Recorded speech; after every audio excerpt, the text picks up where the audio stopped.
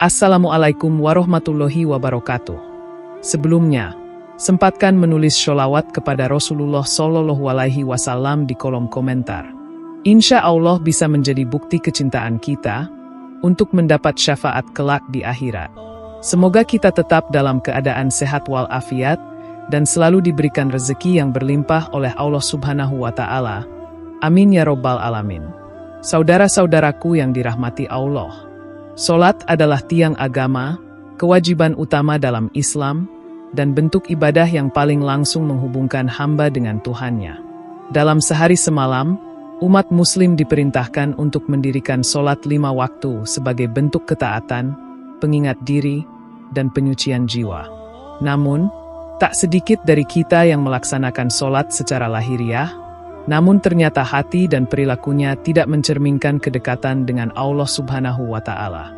Ironisnya, ada orang-orang yang terlihat rajin mendirikan salat, namun sejatinya malah jauh dari rahmat Allah.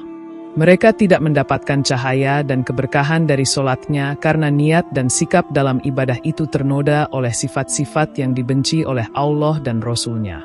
Salat menjadi rutinitas kosong, bukan sarana untuk mendekatkan diri kepada Sang Pencipta. Di video kali ini, kita akan membahas 5 ciri orang yang rajin salat, tetapi sebenarnya jauh dari Allah Subhanahu wa Ta'ala. Mari kita renungi satu persatu agar kita dapat mengevaluasi diri dan memperbaiki kualitas ibadah kita. 1. Orang yang lalai dalam salat. Lalai dalam salat adalah penyakit hati yang sangat berbahaya, karena ia menyerang inti dari ibadah yang seharusnya menjadi tiang agama.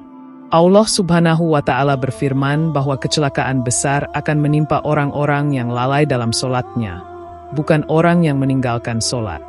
Ini menunjukkan bahwa melalaikan salat adalah bentuk pengabaian yang tersamar namun sangat serius. Lalai bisa berarti berbagai macam hal. Tidak tepat waktu, tidak khusyuk, tergesa-gesa dalam gerakan dan bacaan, tidak memahami makna dari apa yang diucapkan, hingga menjadikan salat sebagai beban yang dikerjakan dengan terpaksa. Seorang hamba yang dalam salatnya tidak menghadirkan hati, pikirannya melayang ke urusan dunia, bahkan menunggu-nunggu kapan salat selesai, sejatinya tidak sedang menyembah Allah, tapi sekadar melaksanakan rutinitas fisik. Rasulullah Shallallahu Alaihi Wasallam bersabda bahwa ada orang yang salat namun tidak mendapatkan apa-apa selain keletihan. Dalam hadis lain, disebutkan bahwa orang yang tidak menyempurnakan rukuk dan sujudnya, seakan-akan mematuk seperti burung, tidak akan dianggap salat oleh Allah. Ini menjadi peringatan keras bagi kita bahwa salat yang tidak sungguh-sungguh bisa tidak bernilai di sisinya. Allah menciptakan salat sebagai waktu-waktu spesial di mana seorang hamba dapat berjumpa dengan Tuhannya, mengadukan segala kesusahan, memohon ampunan, dan menenangkan jiwanya. Namun ketika seseorang meremehkannya, bahkan saat sedang berdiri di hadapan Allah ia masih memikirkan urusan dunia, maka ia telah kehilangan makna ibadah itu sendiri. Hatinya jauh dari Allah, meskipun tubuhnya tampak sujud kepadanya. Salat seharusnya menjadi pemurni jiwa, tempat kita menundukkan ego, memperbaiki niat, dan menyambung kembali hubungan spiritual dengan Allah. Jika salat tidak membuat seseorang menjadi lebih taat, lebih lembut hatinya, dan lebih takut kepada Allah, maka kemungkinan besar ia termasuk orang-orang yang lalai, dan bukan orang yang dicintai olehnya. 2. Orang yang suka menggunjing orang lain. Ghibah, atau menggunjing, adalah salah satu penyakit lisan yang paling berbahaya dalam kehidupan sosial dan spiritual. Rasulullah Shallallahu Alaihi Wasallam menjelaskan bahwa ghibah adalah menyebutkan sesuatu tentang saudaramu yang tidak ia sukai, meskipun hal itu benar. Jika yang dibicarakan tidak benar, maka itu sudah masuk dalam kategori fitnah, yang lebih besar dosanya daripada pembunuhan. Seorang yang rajin salat seharusnya memiliki kontrol yang baik terhadap lisannya. Namun bila setelah menunaikan salat, ia kembali duduk dalam majelis yang penuh dengan omongan tentang keburukan orang lain, maka salatnya belum membuahkan takwa. Ini adalah tanda bahwa hubungan vertikalnya dengan Allah tidak berimbas pada hubungan horizontal dengan manusia. Ghibah merusak kehormatan, menebar kebencian, dan mengotori hati. Orang yang terbiasa menggunjing akan terbiasa mencari-cari kesalahan orang lain dan melupakan kesalahannya sendiri. Ini adalah cermin dari hati yang gelap, yang tidak tersentuh oleh cahaya solat. Padahal, salah satu fungsi utama solat adalah menyucikan jiwa dari kotoran sifat-sifat tercela. Rasulullah Shallallahu Alaihi Wasallam bersabda bahwa saat Isra Mi'raj, beliau melihat kaum yang mencakar wajahnya sendiri dengan kuku tembaga. Ketika ditanya, para malaikat menjawab bahwa mereka adalah orang-orang yang suka memakan daging saudaranya, yaitu suka menggunjing. Ini menunjukkan betapa dahsyatnya siksa bagi pelaku ghibah, sekalipun ia rajin melaksanakan ibadah-ibadah lahiriah seperti sholat. Orang yang suka menggunjing berarti telah menjadikan lisannya sebagai senjata untuk menyakiti orang lain, padahal lisan seharusnya digunakan untuk berzikir, berdakwah, dan mengajak kepada kebaikan. Bila solat tidak mampu menghentikan kebiasaan buruk ini, maka solatnya belum menjadi pembersih jiwa, dan ia masih jauh dari Allah meski ia sujud 5 kali sehari. 3. Orang yang acuh kepada sesama. Salah satu bentuk keterasingan dari Allah Subhanahu wa Ta'ala adalah ketika seseorang kehilangan empatinya kepada sesama manusia. Seorang Muslim sejati tidak hanya menjaga hubungan dengan Allah melalui solat, tetapi juga menjaga hubungan dengan makhluk Allah melalui akhlak dan kepedulian sosial. Rasulullah Shallallahu Alaihi Wasallam bersabda bahwa tidak sempurna iman seseorang yang kenyang sementara tetangganya kelaparan. Orang yang rajin solat namun tidak peduli terhadap penderitaan saudaranya, enggan membantu saat dimintai tolong, atau menutup mata dari kesulitan orang lain, menunjukkan bahwa ibadahnya belum menyentuh sisi kemanusiaannya. Maka solat yang benar akan menjadikan seseorang lebih peka, lebih lembut, dan lebih dermawan. Acuh terhadap sesama adalah cerminan dari hati yang tertutup. Bila seseorang solat namun masih enggan memberi walau sekadar senyuman atau sapaan ramah kepada tetangga, maka solatnya belum menciptakan cahaya kasih sayang di hatinya. Rasulullah Shallallahu Alaihi Wasallam tidak hanya mengajarkan kita cara solat, tapi juga mencontohkan betapa besar perhatiannya kepada orang miskin, anak yatim, dan kaum yang lemah. Solat dan empati seharusnya berjalan seiring. Nabi Shallallahu Alaihi Wasallam sendiri, ketika mendengar tangisan anak kecil saat solat berjamaah, mempercepat bacaan solatnya agar tidak menyusahkan si ibu. Ini menunjukkan bahwa solat yang benar tidak membuat seseorang kaku dan egois, tapi justru semakin manusiawi. Jika solat membuat seseorang acuh, maka yang salah bukan ibadahnya, tapi hatinya yang masih tertutup.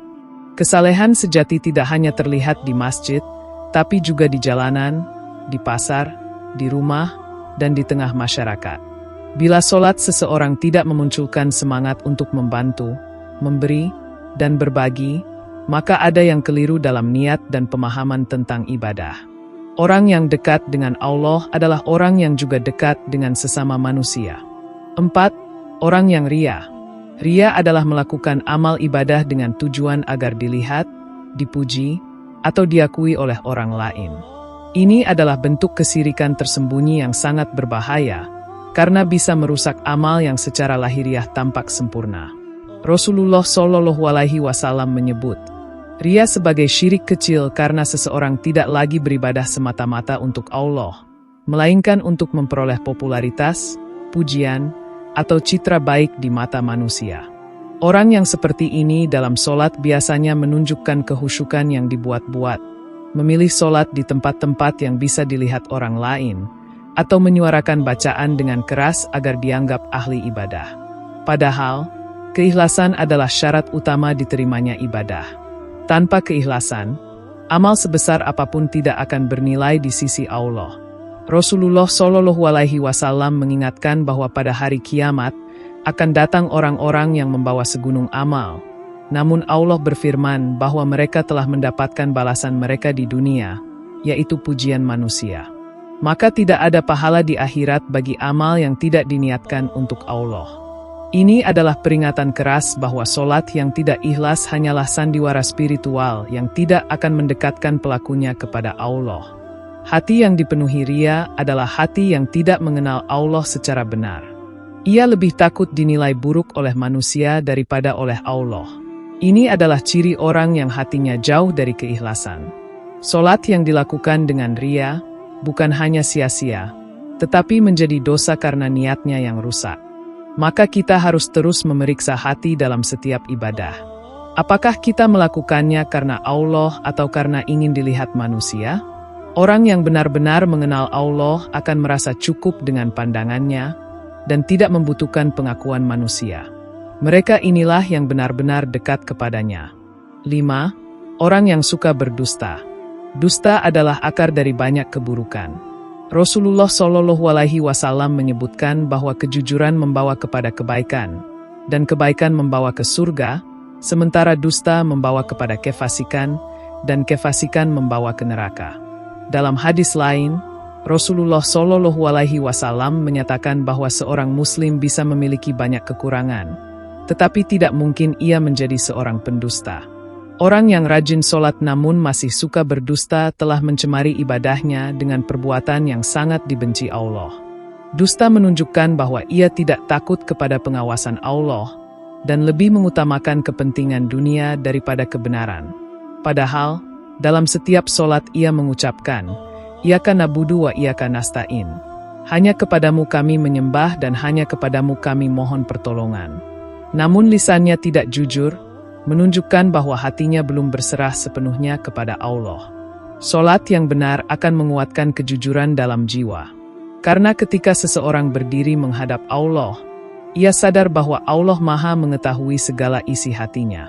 Bila seseorang tetap berdusta setelah solat, berarti ia tidak menghayati kedekatan itu.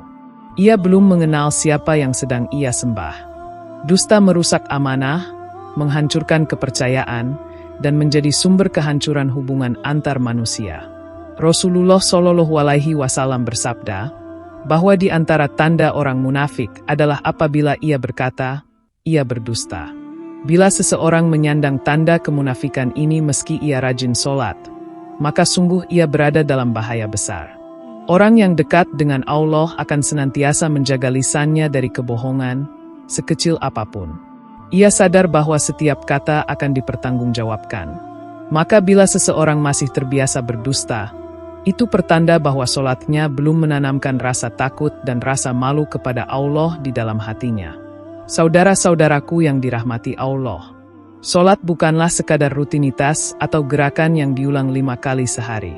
Ia adalah dialog antara hamba dengan Allah, saat di mana hati seharusnya paling dekat kepada Sang Pencipta.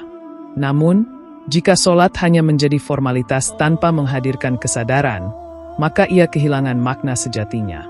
Justru disitulah seseorang bisa rajin beribadah tapi sebenarnya jauh dari Allah. Ciri-ciri seperti lalai dalam solat, menggunjing, acuh terhadap sesama, ria, dan suka berdusta adalah tanda bahwa ibadah belum memberi pengaruh pada hati dan akhlak. Padahal, solat yang benar seharusnya mencegah perbuatan keji dan mungkar, serta mendekatkan seseorang pada ketakwaan. Maka penting bagi kita untuk tidak hanya memperhatikan jumlah, tapi juga kualitas dan keikhlasan dalam ibadah. Mari kita jadikan solat sebagai sarana untuk memperbaiki diri, melembutkan hati, dan menumbuhkan kasih sayang terhadap sesama. Solat yang benar akan membentuk pribadi yang jujur, ikhlas, penyayang, dan peduli. Semoga kita tidak termasuk golongan yang solatnya hanya sebatas rutinitas, tetapi menjadi hamba yang benar-benar dekat dengan Allah, baik secara lahir maupun batin.